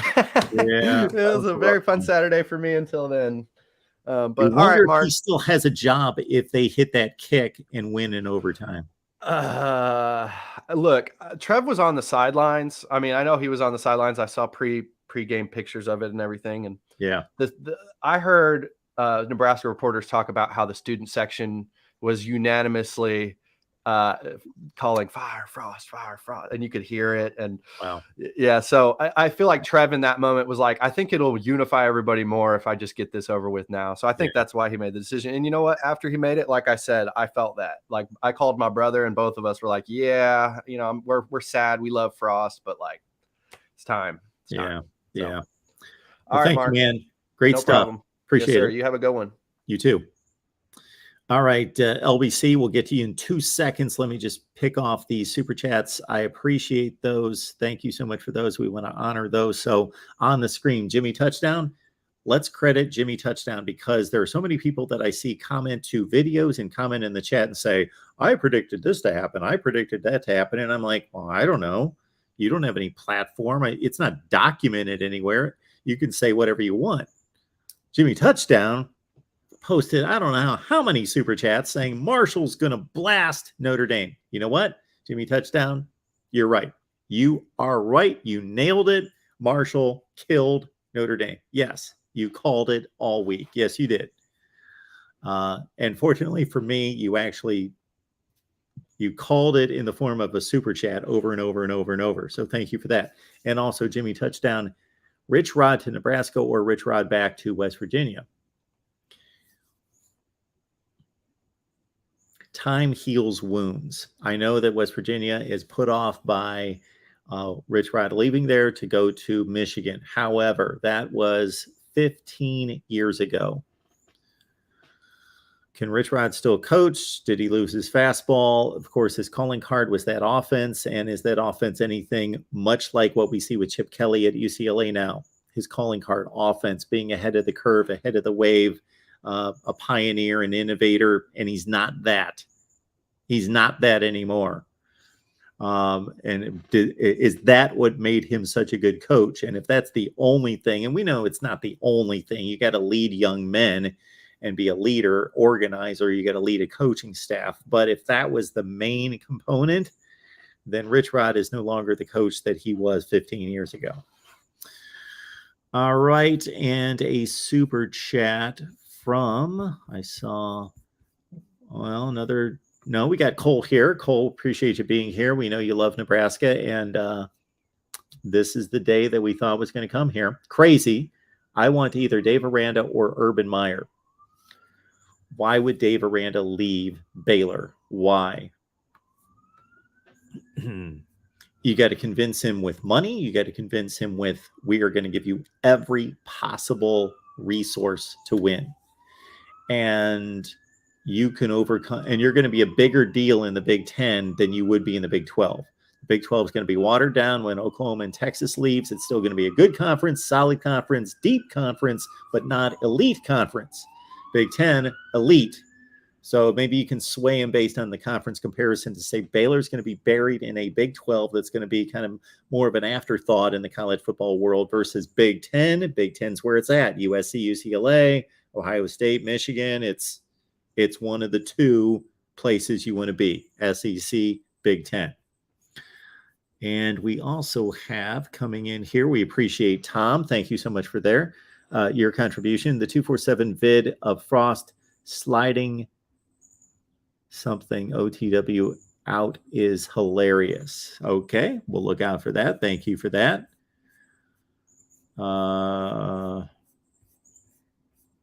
and super chats coming in. I don't want to miss any of them. Thank you for your contributions. But we've got so many comments to go through, which is a good thing with about 1,000 on the line. We also have Joey, Mike Tomlin. Never say never, but never.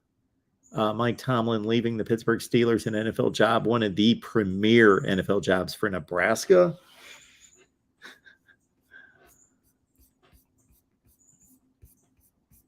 That's a never.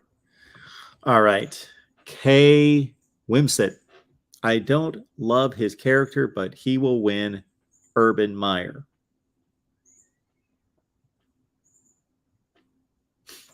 Wouldn't that be something else? I don't think he's going to take that job. And there, you can be sure of this. You can be sure of this, whether it's at Nebraska, whether it's somewhere else. Unknown at this point. But think of college football power that's going to head south, meaning not geographically south, but down, where Urban Meyer is going to be talked about and brought up. There is always going to be a conflict within that athletic department, football operation, especially administration, to say, do we hire this guy? The football people would be going, hire him, hire him, hire him. The administrators more like, don't know if we want to get into that controversy. Jimmy Touchdown, thank you so much for that. Does Marshall play in the toughest division in college football? ODU, good showing against, of course, Virginia Tech, but not against East Carolina. Georgia Southern beat Nebraska. They're 2-0. App State, look at that. Appears to be murderer's row right there. Good call, Jimmy Touchdown. Also, we've got Donnie. Donnie, thank you so much for being here. We appreciate your contribution as well. I can't believe that fired a coach who won the national championship. Yes, Scott Frost, asterisk, national championship coach. I will leave all of that up for you folks to decide. My opinion, did UCF win the national championship? Hell no. They did not win a national championship in 2017. However, did they do everything they possibly could to win a national championship? Yes, they did everything they possibly could. They couldn't do anything more. They beat every team that was placed in front of them, including the SEC Western Division champion Auburn Tigers, including the Auburn Tigers who beat, ironically, Alabama and Georgia, and UCF beat them in the same building that the national championship game was played in. So I have no issue whatsoever with UCF hanging a banner. I was all for it. I actually suggested it before they actually hung the banner. I said, if I'm UCF, I'm hanging a banner because we got screwed. But were they the best team in college football? Would they have won a national championship? No, no, no. LBC Trojan. Mark, how are we doing? We're doing just fine. Appreciate you being here. How's it going? Hey, going great. Thanks for letting me on your show. Appreciate it.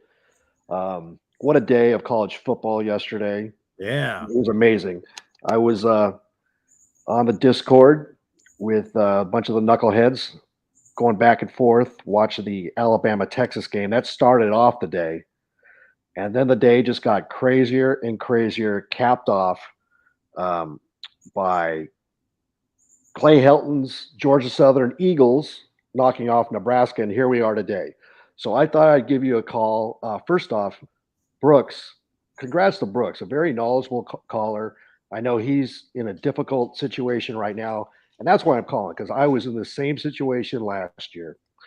And I shared this on the Discord, and if you're not a Patreon member, you should go on, because yesterday was an amazing day, and I was on there, a lot of the other guys, back and forth all day. But back on 9/11 last year, 2021, I was at the USC Stanford game at the Coliseum. Similar to what Brooks said, there was fire Helton all throughout. The final score was 42-28, but it wasn't that close. Yep.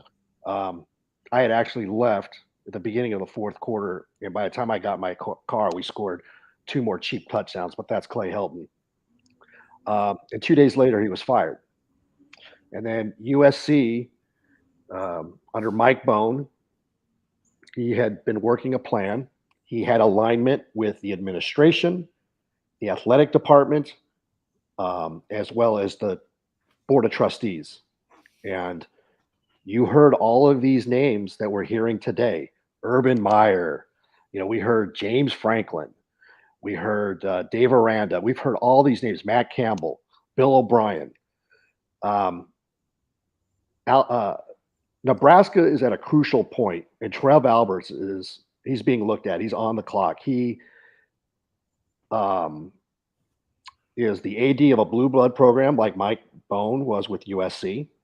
And USC was a brand that was damaged and lost a lot of national respect. We were wandering in the desert for a decade due to the NCAA and a lot of miscalculations by our USC administration, hiring athletic directors that shouldn't have been athletic directors. Well, by the time we figured things out, USC went out to the Midwest and we bought ourselves a new Lincoln. We shopped it. We found it in Oklahoma. Fast forward to yesterday. USC goes up to Stanford and we win 41-28, and some will say the game wasn't that close.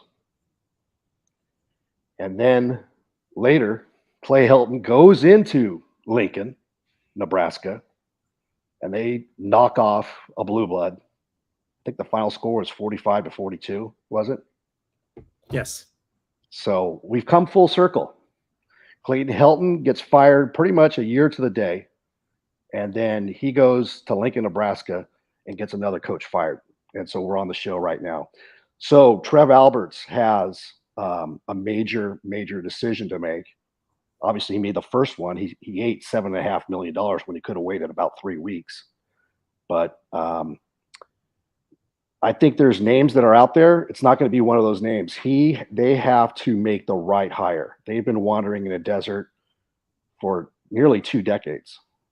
They are a blue blood program. They are one of the most respected programs. They're top 10, I still believe, all-time wins. Sure. If you look at them from 2001 to now, 21 years, they're like 33, 34 in all-time wins. That doesn't happen in Nebraska, but it has happened.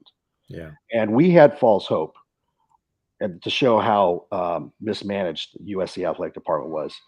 Brooks was talking about, and you were mentioning, how they lost their first 6 in a row, but then they went 4-2, and they had beat some really good teams, and there was hope for the upcoming year. You remember 2016. I was out in Dallas against a Nick Saban team. We got boat raced 52-6, laughing stock. And then you told the story many times, but we ended up going to the Rose Bowl, beating Penn State, finishing the year number 3. And what does Lynn Swann do, who is a great player for USC and the Pittsburgh Steelers, but as an athletic director, he was a train wreck, a dumpster fire. He gives Clay Helton a 5-year contract extension when nobody wanted to hire Clay Helton. Lynn Swann created his own Clay Helton market, and then he paid him. Nice guy, not the right coach for USC. And like Brooks had mentioned, Nebraska is a place where you got to win, and there's a lot of pressure. Same thing with USC. I know people from outside of Southern California may not understand that LA is soft and we don't play football out here. No, you just don't know college football, because USC is a blue blood. I think we showed that when we know what's going on and we got our act together, we just pulled the move going to the Big Ten. So, and hiring Lincoln Riley and doing the move in the Big Ten all within 1 year. So Nebraska has the opportunity to get this right. They've been treading water in the Big Ten for what, Mark? A decade? Yes. Okay. They've had their bad hires. I don't know why they got rid of Pelini. That's another story. But then you go Mike Riley, and now you got Scott Frost. And can you afford to make another bad or wrong hire? What's your take? Yeah, Bo Pelini made enemies at Nebraska, so he was also more closely connected by time to Nebraska greatness. So the expectations and the standard was, well, we're Nebraska, we win national championships. Bo Pelini's going 9-4. That's not good enough. Little did they know, of course, a decade later they would kill to be 9-4. But also, Bo Pelini was just a difficult individual to deal with and made a lot of enemies, and did not deal well with boosters, fans, the people that need to be pleased to a certain extent.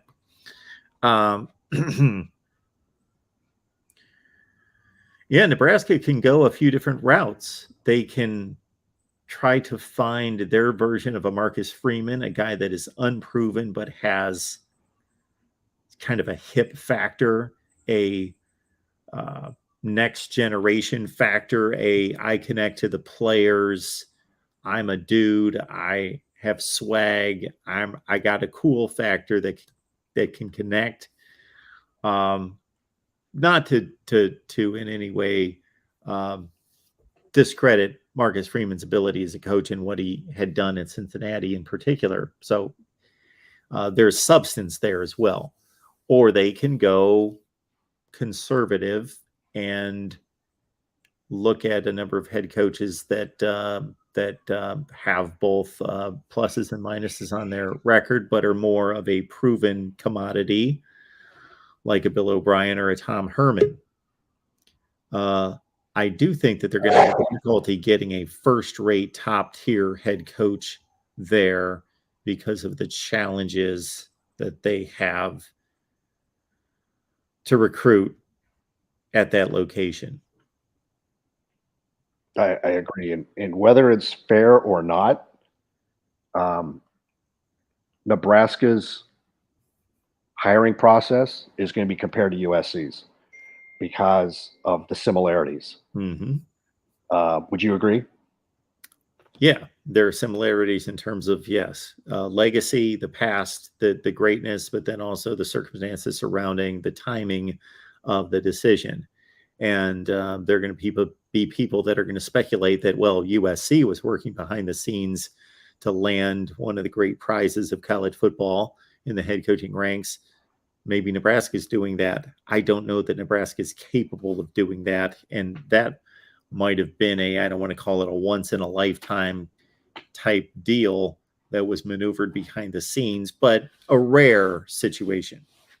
Yeah. And I think it's because, also it's the timing, early September, your second game. They get, Scott Frost gets fired like Clay Helton did last year. And they have all this time to go ahead and strategize and find the next right head coach. And you have NIL, you have the transfer portal. So I hope things work out for Nebraska. They're a great program, tremendous fans, and great support. I hope they hire the right guy. I don't know who that guy is, but the names that I'm hearing today are just the retreads. They're knee-jerk reactions. No offense to anybody in the chat, but we've heard these names before. There's much better names that are out there that we don't even know about, that a Nebraska, if they get it right, they can find that next guy. And that's what I think. And unfortunately, I hope they're not compared to the USC process, because every process is its own. It's different. But then when, I couldn't believe Georgia Southern went in there and beat them. That is just, you can't make this stuff up. That's why college football is amazing. Who would have thought that App State would go into College Station and punk Jimbo and his Aggies? And we saw little remnants of it last year, Mark. I don't know if you recall, but yeah, the Aggies struggled with the bottom feeder, sure. Colorado. They had a struggle to win 10-7. I've never seen more ridiculous quarterback play in my life. Yeah. It was horrible. And then that team beats Alabama with Alabama's only loss last year. It's crazy. You can't make this stuff up. And then to see, kudos to Jimmy Touchdown. You've got a few of them wrong, but you got the Marshall going into Notre Dame right. I know, hey, I'm just Jimmy Touchdown. I'm just a guy from the JUCO directional school, as you like to call it. But I think we did beat Stanford. But who would have thought that Marshall would go into Notre Dame and just treat them the way they did? Like a speed bump. Yeah. Poor Will. Yeah. And then And then, the Texas Alabama, that's going to be Nick Saban's last scheduled out of conference road game while he's the coach at Alabama. It took him 10 years since a trip to Happy Valley in 2011 to actually play a road out of conference game, a non-neutral. We understand, but look at that atmosphere. What do you think of that atmosphere in Texas? At the I stadium? thought it was awesome. Yeah. I thought I was so pleased, just as a college football fan that wanted desperately to see a entertaining, close game to be paid off in that way when I didn't expect it. Even when Texas held, once it got into the second quarter, I thought, this is for real. Texas is really there. Yes. They have a game plan, and even though their quarterback just got knocked out, who was tearing up Alabama's secondary.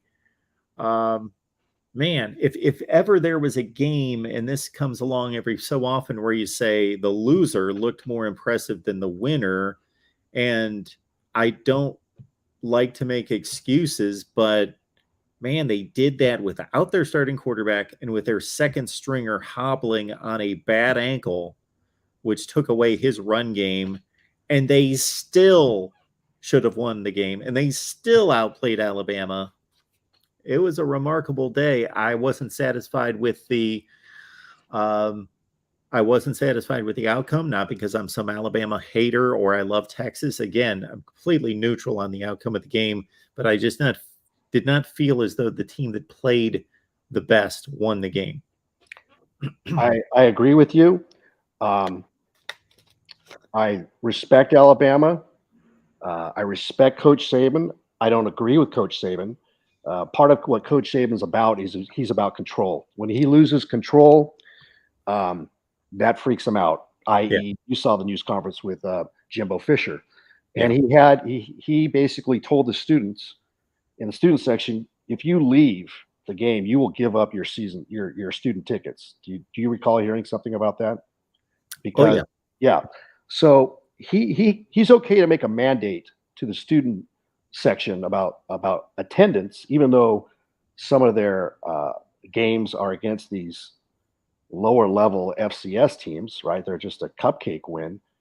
But hey, Nick, how about treating college football fans across the country what we deserve? And what we deserved was that game on Saturday, Alabama at Texas. That is what college football is about. So if you're going to care about parity and you're going to dictate what the Alabama students can and can't do, we as fans from college football say, hey, Nick, you've got to go travel out of conference for a road game more than once a decade. If you're truly a national team and you're just not a regional team and you guys are elite and you're Alabama, you owe the fans some respect because they just showed all the chips were stacked against Sark and Texas. Nobody had that expectation. They even lost their starting quarterback. Okay. And it just goes to show you can lose on the road. You have to play the games on the road and you can't cheat the system. And Nick I don't want to use cheat, but Nick knows how to game the system. Would you agree? Well, yeah, he's been around long enough and he has risen to the heights that he has by being able to manipulate people and systems and processes and organizations. And was that an Alabama team that we're familiar with seeing? 15 penalties, 11 in the first half. Does that happen on a neutral field or does that happen in Tuscaloosa? Well, I would hope the optimist in me would say I would hope so, but I don't necessarily. I don't believe that or say that with any kind of conviction. No. Let's just say maybe the road environment played into Alabama not playing the way they're used to playing. Sure. Would you agree with that? Well, yeah, and I didn't think it would necessarily turn out that way. I was giving Alabama and Nick Saban way too much credit that they would actually be comfortable at home and just take care of business, but that they would go into that road environment and that he would be able to convince his players and sell them on being motivated by a hostile crowd. They hate you. They think they're back. this team, Texas, they believe they're just as good of players as you. They're super talented and all that. And so they want to build their reputation on beating you and make a statement today. So we should come in there with venom and destroy them. And I got a lot of respect for Texas fans. I thought the environment was phenomenal.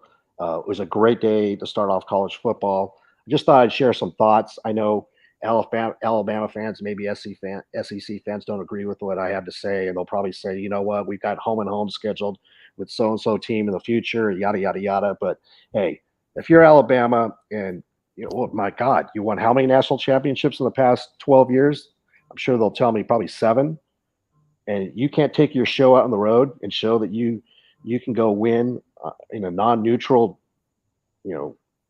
stadium, whether it's in Dallas or Atlanta or New Orleans. Come on now. Yep.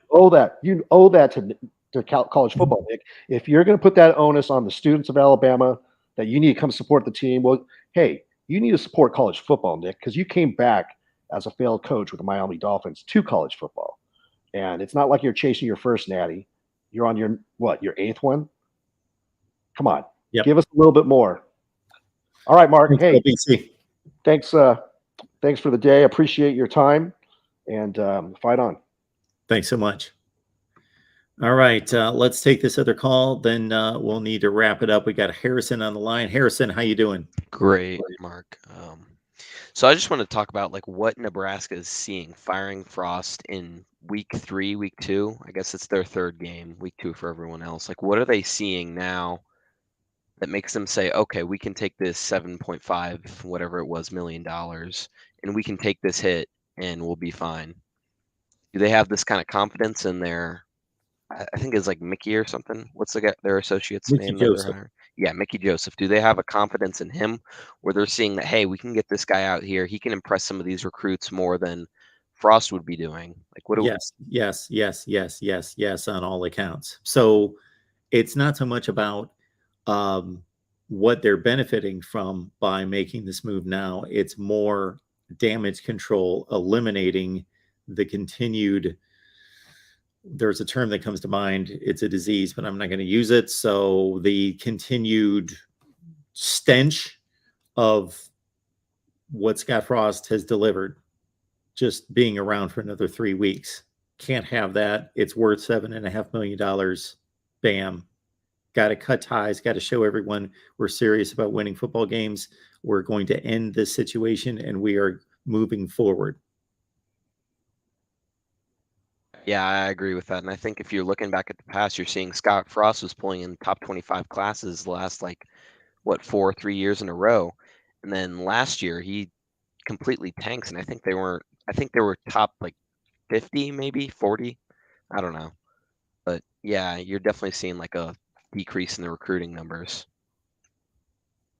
Yeah, the last class was not good, and this one's off to an awful start. All right. Yeah. I think I just have one more question. It's what do you see, what, as a Nebraska fan, what do you see coming up that you got to look out for, recruits, signing day? What are some reasonable goals to have now that Frost is gone? Well, you would think that it would be difficult to recruit because incoming recruits would say, I don't know who the head coach is going to be. So, but we have an example there at USC where nobody knew who the head coach was going to be from week 3 to the end of the season. And they maintained a pretty good recruiting class. They were able to sell the recruiting class on the university, on the NIL opportunities, on the football program, on the coaching staff that was there, on being delivering a level of convincing trust in that they were going to hire well, and it delivered. Yeah. I'm not saying that that's not a tricky conversation to have, but it is. Yeah. I think that's about it. I just want to say thanks for letting me come in here at the end. Yeah. Great Well, show. thank you, Harrison.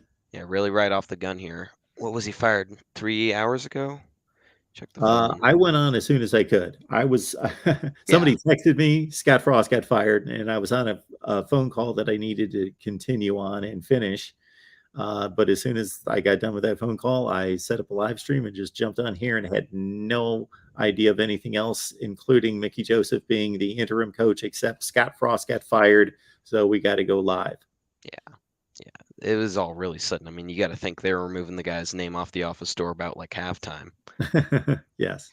Anyway, see ya. Great show. Thanks, Harrison. Appreciate that.